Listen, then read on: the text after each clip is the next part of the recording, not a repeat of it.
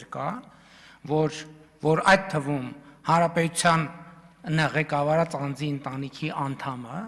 ասենք, այդ ճամպրուկով փողը մտնում էր կառավարություն կամ նախագահի աշխատակազմ ու բաներով, ասենք, օրինակ պատկերացնում եք, ինչ Հայաստանի Հանրապետության բարձրաստիճան պաշտոնյան մի հատ դուրս պրծուկից ծրարով փող ստանում, մի հատ էլ բան պետք է անի, երևի ձեռն էլ պետք է փաչեր։ Ես պատասխանատու ասում եմ, 2018 թվականից էսկոմ, իմ վարչապետ ընտրվելու օրից էսկոմ, Հայաստանի Հանրապետության կառավարությունում այդպիսի բան չի եղել եւ չի լինելու։ Եվ ես կարծում եմ, որ այո, այսօրվա կառավարությունը եւ խորհրդարանական մեծամասնությունը իր արձանագրած տնտեսական եւ բյուջետային արդյունքներով պետականությունը ամրացնելու իր ռազմավարությունը պետքա շարունակի։ Եվ այո, մեր պաշտոնյան չպետք է ենթակա լինի որևէ կողմնակի, բայց սովորել եք, հա, որ օլիգարխները բանը դռները քացով տալով մտնեն պաշտոնյաների դուր, ոտերները կջարդենք։ Հələ թող մեկը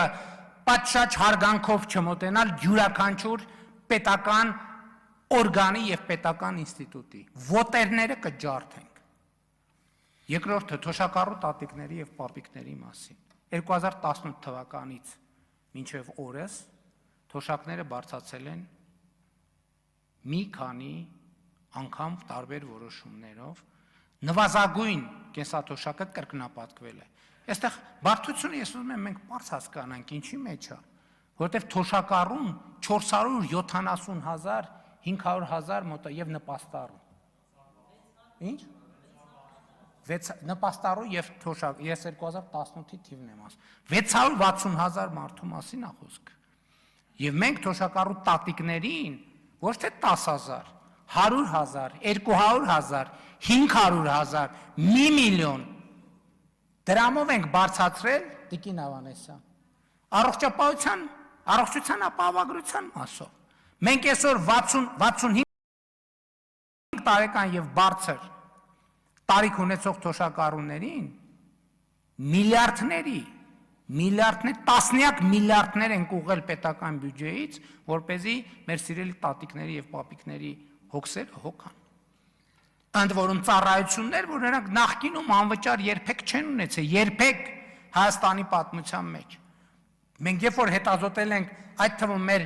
սիրելի տատիկների եւ պապիկների կարիքները, տեսել ենք, որ իրանց առաջին, երկրորդ, երրորդ, չորրորդ կարիքը առողջապահությունն է եւ մենք տասնյակ միլիարդներ ենք ուղղել դեպի առողջության ապահովագրություն։ Մենք անկախիկ առևտրից հետ վճարի համակարգով միլիարդներ ենք ուղղել դեպի թոշակառու մեր տատիկները եւ պապիկները, թիվը հիմա ծրագրի սկզբից մինչեւ հիմա, ասենք 32, այս տարի էլ ինչքանով ենք ավելացնել։ Այսինքն տասնյակ միլիարդ, տասնյակ միլիարդների մասին է խոսքը։ Եվ երկրորդը, այո, պետական պաշտոնյան, որովհետև ինչ է ալնում, այստեղ դուք էլ հարց եք տալիս, ստեղ էս խնդիրը կա, ոնց է լուծելու, ստեղ են խնդիրը, պետական պաշտոնյան պետք է լինի գերկենտրոնացած իր աշխատանքի վրա եւ զերծ որևէ կողմնակի ազդեցությունից, Այդ թվում գիտեք ինչ, հիմա կարող է լավ չլինի ինչելը, այդ թվում պետք է որոշակի նաեւ հարազատների, բարեկամների, տարբեր խնդիրների առաջ խեղճանալու տրամաբանություն։ Պետք է կենտրոնացած լինի իր աշխատանքի վրա։ Այո, թալանացը ձեզանից հավաքել ենք եւ բաշխել ենք, թալանացի 0.00, թալանացից հավաքածի 0.000.1%-ը հավաքել ենք եւ բաշխել ենք, ուժեղացրել ենք, ներդրել ենք մեր պետական ապարատի վրա, որովհետեւ մենք մեր սեփական միշիկը չունենք ու չենք ուզում ունենանք, որ մտնի պաշտոնյաներին բան անի, ծրարով փող տա եւ այլն եւ չենք էլ ունենալու։ Եվ այո, ճիշտ ենք արել, սրա արդյունքի շահառուն Հայաստանի Հանրապետության քաղաքացին է։ Արձագանք։ Պարոն Փաշինյան, նախ առաջարկում եմ ավելի հանգիստ ոճով եւ տոնանությամբ պատասխանել հարցերին։ Այս ընթացքում ես կարդում եի, որ մի ճապոնացի պարգևավճար իր կրճատել են, ղեկավարին սպանել է, Մտածում եմ կարող է ձեր նախարարները սամուրայներ են, դուք էլ քանի որ հայտնի կյանքեր փրկող եք, գնացել եք այդ խիզախ քայլին, սա իհարկե հումոր է, հիմա իրականությունը եւ մռմռալու մասով։ Ես հասկանում եմ, որ այս հարցը ձեզ շատ մռմռացնում է, որովհետեւ այս հարցը հուզում է Հայաստանի Հանրապետության շատ քաղաքացիներին եւ դուք շատ լավ գիտեք դրա մասին։ Դուք որ շատ լավ գիտեք դրա մասին։ Իրականությունը, պարոն Փաշինյան, նա է, որ դուք դավաճանել եք ժողովրդին, որովհետև 2018 թվականին դուք ժողովրդին խոստացել եք բարեկեցություն, բայց միայն ձեր իշխանավորների բարեկեցությունն եք ավելացրել։ Ֆիզիկայի մեջ գոյություն ունի լույսի արագություն, չէ, ամենաարագ արագությունն է։ Դուք նոր չափման միավոր եք ստեղծել։ Ձեր իշխանության հարստացման արագություն, լույսի արագությանը հավասարազոր։ Ես հասկանում եմ, լռեք եք, որ խոսում ենք, լռեք եք, որ խոսում ենք, լռեք։ Ավարտվել է ժամանակը։ Ես հասկանում եմ, որ այս հարցերը ձեզ շատ անհանգստացնում են, եւ լավ եք անում, որ անհանգստանում եք։ Թալանացի մասով, թալանացը հավատում եք ժողովրդին ժամանակը չէ։ Ձեր մեջ մի բաժանեք։ Լռություն դալիճում։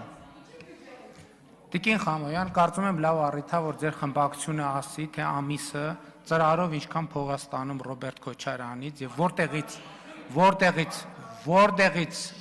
նրան այդ փողը։ Երկրորդը, մենք մի րոպե հանգիստ։ Դալիճում լռություն։ Կոնկրետ մարդիկ կան, որ փաստագրված կոնկրետ միշիկից փող են ստացել ժամանակին, հիմա են նստած են այս դահլիճում։ Ծրարով։ Քրեական գործով տեսակում անունը պետք է տարվեր, հեսա հերթով կասեն, անուններ տվեք։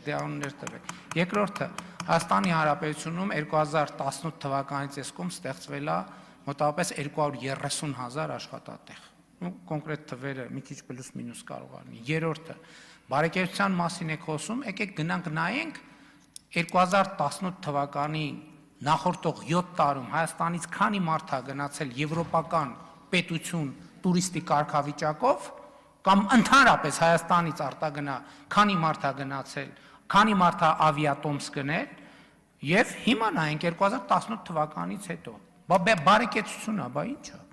Ո՞վ ասում, բա երկրի հնան 18 թվից այսքոմ 52%-ով աճել է։ Չի կարող այդ բարեկեցություն չլինի։ Ինչ վերաբերում է մեր հարստություն, ցույց տվեք մեր հարստությունը։ Որտե՞ղ է մեր, ով է, բացառում եմ ես դա։ Չի կարող այդպիսի բան լինել, դա մերկապարանոց հայտարարություններ են։ Էլ չեմ անում, եթե 2018 թվին, երբ որ աղմուկ էր եղել մարզպետների աշխատավարձի հետ կապված, ես այդ ժամանակ այցի էի, չեմ էլ հիշում որտեղ էի այցի, գրեցի, ասի փոխանակ մարդիկ ուրախանան, որ մարզպետները 300,000 դրամի կարիքը ունեն, բայց թե հարստացել ենք, ինչի ենք, կներեք ուրիշ բան պետք է ասեի, վրեքներս բան անում, վրեքներս խոսակցություն բերում, եթե հարստացել ենք, ինչի ենք անում, են այդ հարստությունները չամադանի տակից